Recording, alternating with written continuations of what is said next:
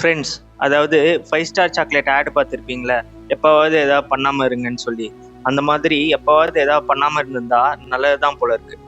இந்த மாதிரி தான் 1983ல ஸ்டான்லோவ் பெர்டோவோங்கிறவர் ஒரு சோவியத் மிலிட்ரி ஆஃபீஸர். அவருக்கு என்ன வேலைன்னா, ஏதாவது மிசைல் வருதா அப்படிங்கிறது சிஸ்டம் முன்னாடி வாட்ச் பண்ணுற வேலை. அதாவது ஏதாவது குண்டு வருதாங்கிறது வாட்ச் பண்ணுற வேலை அவருக்கு. அவர் அந்த மாதிரி ஒரு நாள் உட்கார்ந்துட்டு இருக்காரு. அப்படி உட்கார்ந்துட்டு இருக்கும் போது ஒரு அலாரம் அடிக்குது. அதாவது அப்போ கோல்டு வார் வேற போயிட்டு இருந்தது யூஎஸ் கிட்ட. ஸோ அலாரம் அடிக்குது. சிஸ்டமா பார்க்கும்போது நியூக்ளியர் பாம்பு ஒன்று வருது அப்படின்னு சொல்லி காமிக்குது. சரின்னு அவரு ரொம்பவே பயந்தாரு, ரொம்ப பதட்டப்பட்டாரு.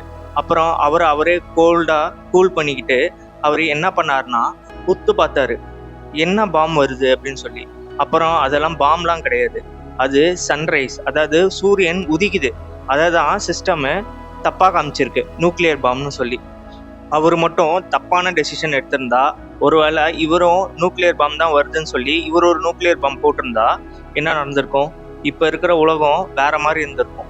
ஸோ நம்மளும் இதுல இருந்து என்ன கத்துக்கணும்னா, எவ்வளோ பெரிய விஷயமா இருந்தாலும் நம்ம காமா, கோல்டா, ரொம்ப கம்போஸ்டா ஒரு முடிவு எடுக்கணும். அதுக்கு நம்ம டக்குன்னு ரியாக்ட் பண்ணக்கூடாது. அதுக்கு இந்த ஸ்டோரி ஒரு எடுத்துக்காட்டு. இந்த ஸ்டோரியை பத்தி நீங்க என்ன நினைக்கிறீங்கன்னு எனக்கு கமெண்ட்ல சொல்லுங்க.